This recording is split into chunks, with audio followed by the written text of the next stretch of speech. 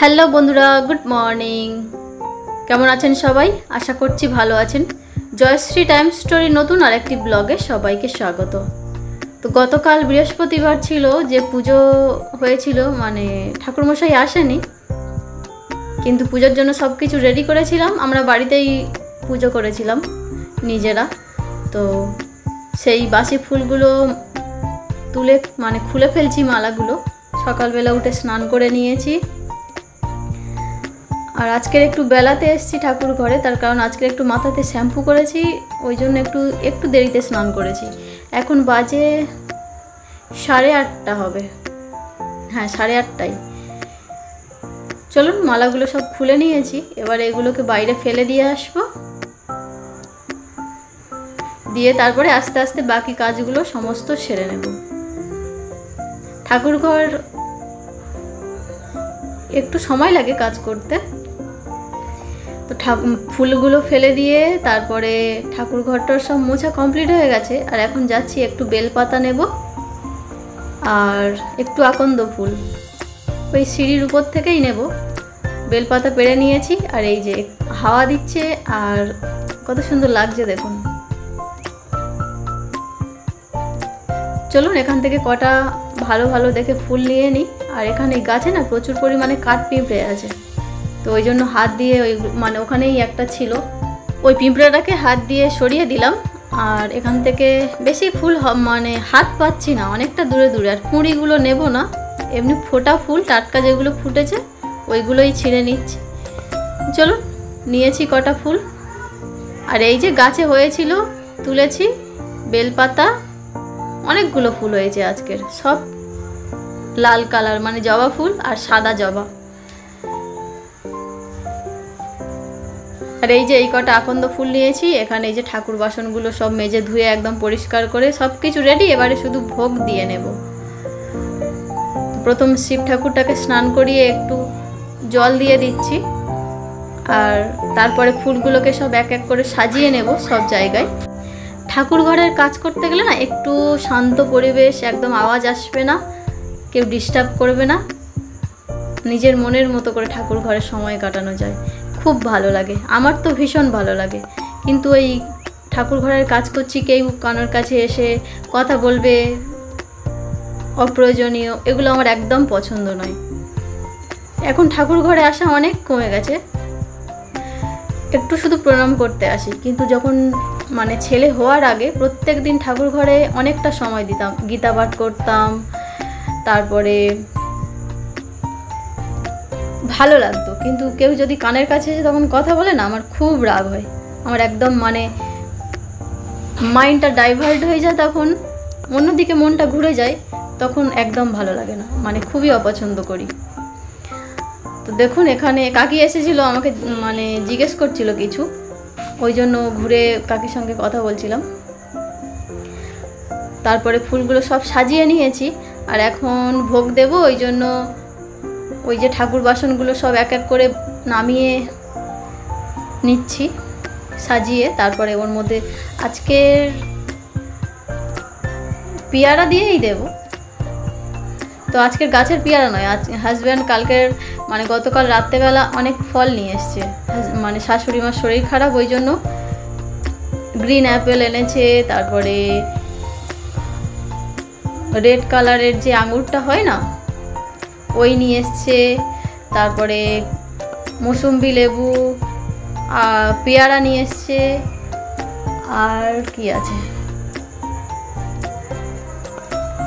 আর ওই যে সেই আমড়া হয়, একটু ওনার যেমন খেতে ভালো লাগে, এখন টক টক টাইপের একটু খেতে মুখে নেই, তো টেস্ট পাচ্ছে না কিছু, ওই জন্য সব ফলের নাম মনে করতে পারছি না এই মুহূর্তে। চলুন ওখান থেকে একটা পেয়ারা নিয়ে এই যে এখানে রেডি করে নিয়েছি। আর তারপরে এই যে প্রদীপটা জ্বেলে নিলাম, ধূপটাও জ্বেলে নিচ্ছি। তো এবারে এক এক করে সব কটাকে সাজিয়ে দিয়ে তারপরে ভোগ দিয়ে নেব। আর সকালবেলা একটু আজকের ঘুম থেকে উঠতে ইচ্ছা করছিল না, ওই জন্য একটু দেরি হয়ে গেল। তারপরে প্রথম একবার উঠেছি 6টার সময়, উঠে তারপরে ছেলেকে খাইয়েছি, খাইয়ে স্নান করতে যাব, ও দেখি একটু কাঁদছে, তারপর ওর কাছে গিয়ে ফের আবার শুয়েছি, তারপরে ফের আবার একটু ঘুমিয়ে পড়েছিলাম। আর সকালবেলা এই যে কুয়াশা পড়ছে, ঠান্ডা ওয়েদার না, বাইরে বেরোতে কেমন একটা নাকটা কেমন একটা হচ্ছিল, ওই জন্য বলি একটু শ্যাম্পু করব, দেরিতে স্নান করব, ওই জন্য দেরি হয়ে গেল। আর এই যে এটা তুলসী মঞ্চের জন্য রেডি করে নিয়েছি, নিয়ে তারপরে এখানে শাঁখ কাঁশিটা বাজিয়ে নিলাম, তারপরে বাইরে যাব।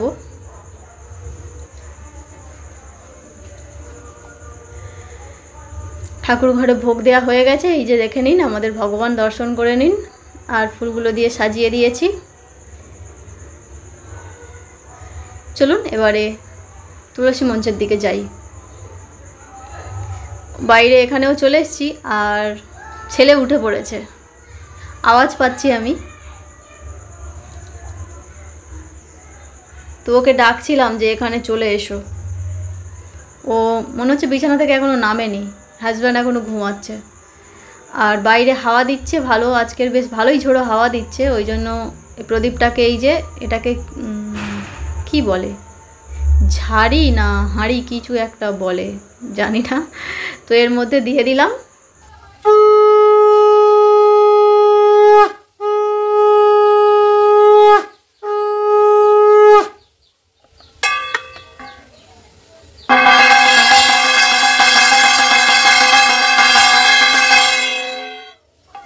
তোমার তুলসী মঞ্চে ভোগ দেয়া কমপ্লিট হয়ে গেছে।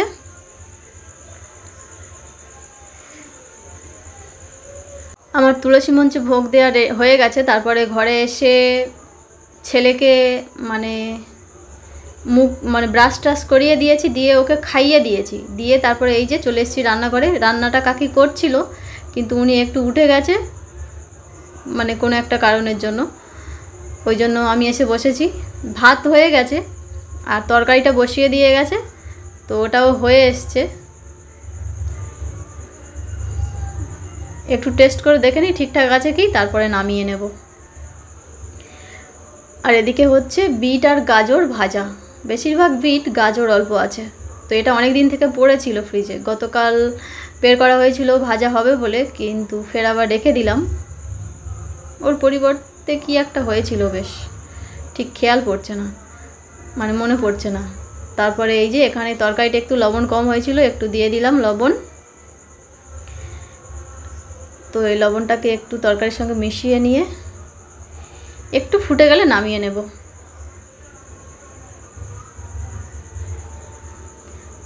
আর এদিকে এই যে আমার বিট ভাজাটা, বিটটা প্রায় সিদ্ধ হয়ে এসছে, কিন্তু এখন অনেকটা সময় লাগবে। বিটটা একটু একদম শুকনো শুকনো হয়ে কালার চেঞ্জ হয়ে যাবে, তবে ভালো লাগে। আর এদিকে তরকারিটা হয়ে গেছে, তো চলুন এটা ঢেলে নিই।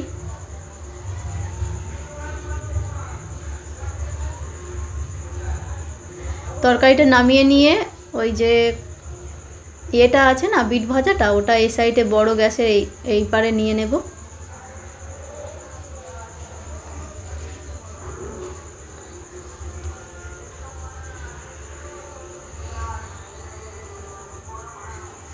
তো এই যে আমাদের গরম গরম আলু দিয়ে, আজকের হয়েছে নদীর মাছ রান্না হয়েছে যদিও, আর ছেলের জন্য ওর মধ্যে আছে একটা কাতলা মাছের পেটি, আর দেশি মাছ শেষ হয়ে গেছে, নেই, ওই জন্য নদীর মাছ রান্না হয়েছে, একটু ভোলা মাছ রান্না হয়েছে। তো এই যে চেঞ্জ করে নিলাম, নিয়ে এবারে এটাকে, সিদ্ধ হয়ে গেছে বিট গাজরটা, তো এটাকে এবার ভালো করে একটু ঝরঝরে টাইপের করে নেব, শুকনো শুকনো টাইপ। এখন অনেকটা দেরি হবে এটাকে ভাজতে।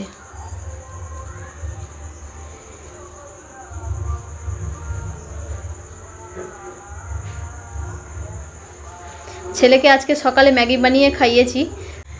তো বন্ধুরা, অনেক সময় পরে ফিরে এসেছি, দুপুরবেলা খাওয়া দাওয়ার পরে ঘুমিয়েছি কিছুক্ষণ, ঘুমিয়ে তারপরে এই যে বিকেলবেলা দেখুন আমাদের ঘরের পিছনে যে মাঠটা আছে, ওখানে তো ঠাকুর ওঠে প্রত্যেক বছর। তো এখানে মা দুর্গা চলে এসছে বাপের বাড়িতে। মা দুর্গা বলতে এখনও এটা এসছে লক্ষ্মী আর গণেশ প্রথম আসলো, আচ্ছা, তারপরে আসবে একটা ভ্যানে করে বয়ে বয়ে নিয়ে আসছে। তো তারপরে এই যে অনেকটা সময় পরে আমরা গেছিলাম সন্ধে দিতে, সন্ধে দিয়ে চলে এসেছি। আর এখানে এই যে কার্তিক আর সরস্বতী মা বাবা মানে দুজনে আমাদের জানালার সামনেই একদম দাঁড়িয়ে আছে। আর ছেলে দেখে দেখুন কত খুশি হয়েছে, ও জানালায় দাঁড়িয়ে দাঁড়িয়ে নাচছে ওখানে। একদম আমাদের জানালার সামনে ভ্যানটা দাঁড় করিয়ে রেখে দিয়েছে।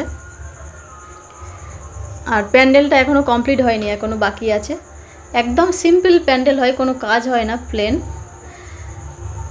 আর এই যে দেখুন ঠাকুরের মুখগুলো দেখুন কত সুন্দর লাগছে। মা সরস্বতী আর কার্তিক ভাই।